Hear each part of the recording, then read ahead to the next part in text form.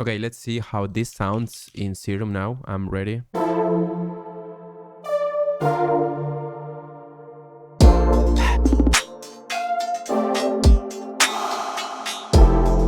Today I'm gonna teach you how to make really beautiful chords really fast in Ableton. This is perfect for people starting out, wanting to dive into more melodic things without a deep music theory understanding, beginner friendly. But if you really wanna make melodic music and you wanna take it seriously, you should definitely study music theory. It's only going to help you. In this video, we're simply going to make use of certain Ableton tools that we can use to get somewhere. But we are also going to avoid using loops. We are going to try to make the chords ourselves, so we have that MIDI information. We can make melodies, bass, arps, everything from a simple chord progression. Hope that's clear. As you can see, we have this feature since Ableton 12, I think. Here we can set a scale for the whole project. We can also use it to set different scales for different clips, but that's a little bit more advanced. And we're going to keep it simple, one scale. There is a lot to choose from, and with the lack of information, it's hard to understand what to use when. In a lot of songs, you even have multiple scales mixing together. We are making a very simple version of using just one scale, but that's the thing, we don't need to do crazy stuff to get a really, really beautiful chord progression. Also, this is my first tip. I have a Serum preset that I've made.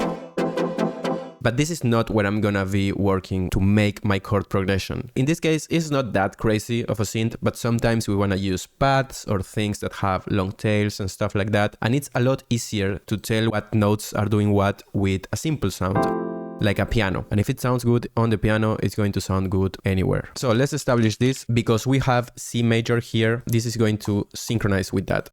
If we hit scale, we are going to be shown just notes from that scale, so we can work exclusively there. A major chromatic scale is just all white notes. Great. What happens if we choose minor? Then we have to make some adjustments. Great. It can be moody, it can be wonder. Then we have Dorian, one that I use a lot. It's pretty similar to the minor. The only difference is this note.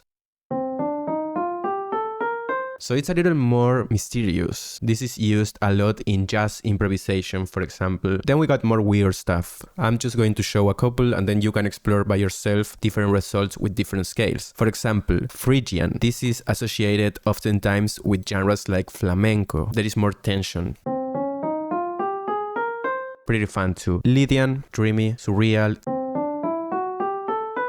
Mixolydian can be used for blues, funk. Locrian, which is more tense. And these are some examples. The idea here is to choose one, choose anyone, choose any root note. Is going to change the feeling as well. So what we're gonna do is choose G Dorian. There is no thought behind that, I'm just going to try. So the progression that we're gonna make is going to be 4 chords. You can then expand on this. Just hitting the scale button, remember, so we can see. And the first thing we're gonna do is draw the root notes, the notes that we are going to build the chord on top of, and also the notes that we are going to use for the bass. So remember them.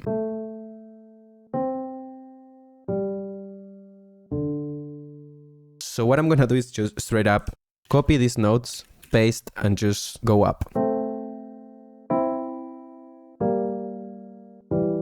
Just go by ear. This one sounds kind of weird, this one too. I'm gonna make this faster just so we can work faster here. Okay.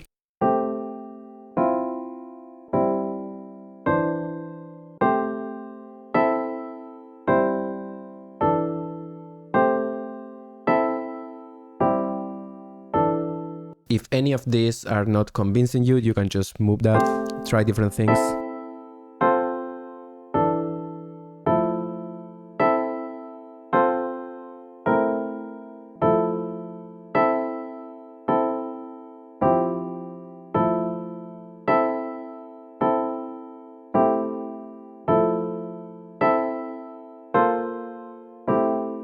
I like this one. So let's go back to the original tempo. Remember, I just made it faster so we could work faster. But here we can duplicate or divide the time. And now we can start to add some ornaments.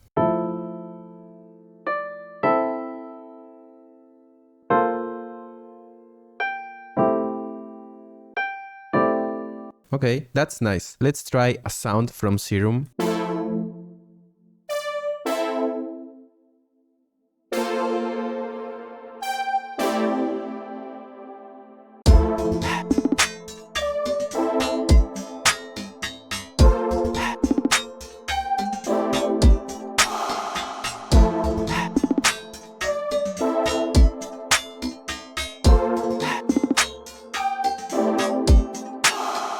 That's a pretty beautiful chord progression that we made really fast. But what if you are bored of this progression? What if we could get a bunch of variations of this same progression? Well, we can do it. Yeah, we are gonna make use of two Ableton MIDI effects. Let's forget about all of this and let's go back to what we just made, okay, on the piano. I'm gonna make changes to the notes and I want to understand what I'm doing. I want a clean sound. We are gonna go to MIDI effects and we are gonna choose random, and after the random we are going to choose a scale. Random is going to select random notes from here and it's going to change them around for anything because it's random. It doesn't follow a scale by itself. But if we add the scale after it and we sync it to our project here, it's going to be G Dorian. So the notes that the random is going to change are going to be inside of our scale. Let me show you what it sounds like without a scale. By increasing the chance, we're going to hear more drastic results. Chance is the probability of this happening. But with the scale,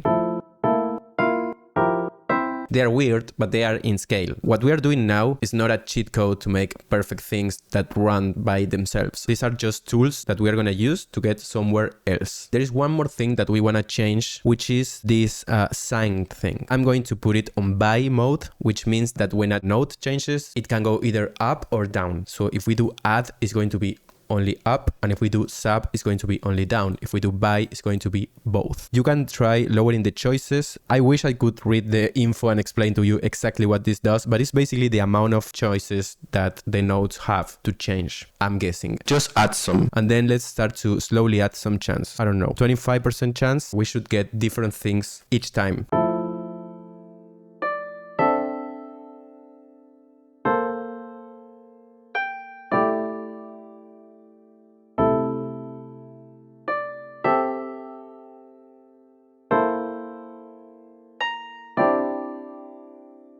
Okay, let's add more choices, like 10, and let's add a 50% chance. So this happens more often.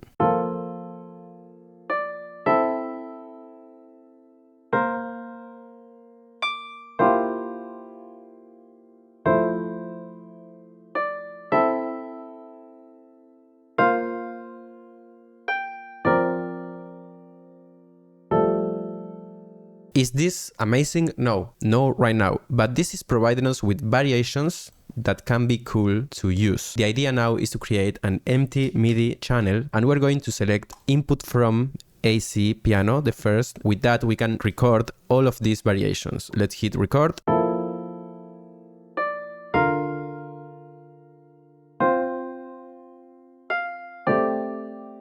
That's different.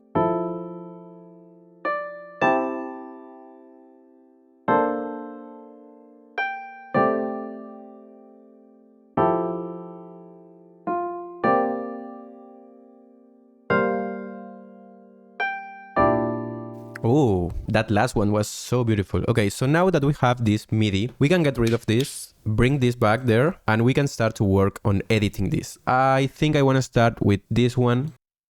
So we can move that one there.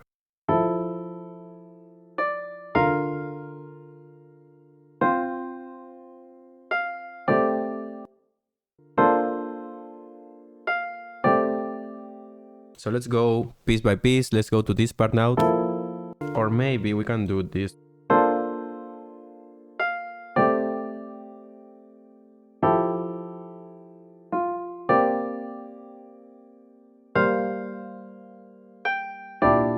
Ooh. Okay, let's see how this sounds in Serum now. I'm ready.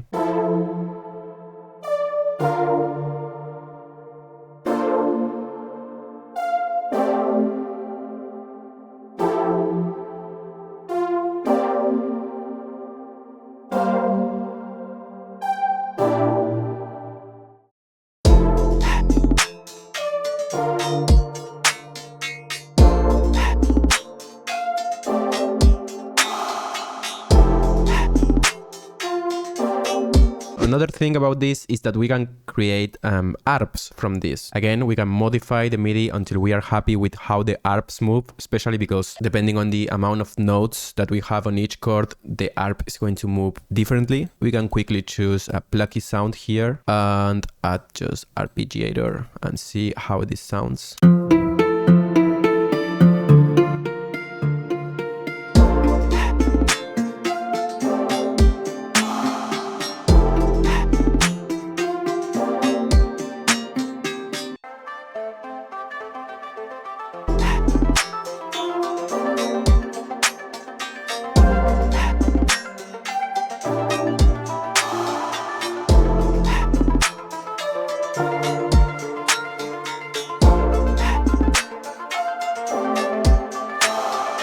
That's so fun. I really hope this was helpful to you. If it was, then it'd be really nice if you leave a comment so more people can see this. And if you need new samples like these drums that I was using, these are all from samplefocus.com. You can use your weekly free credits to download any sample you want, but if you upload your own samples, you get more credits to download more samples. You get to hear a lot of other producers' sounds and share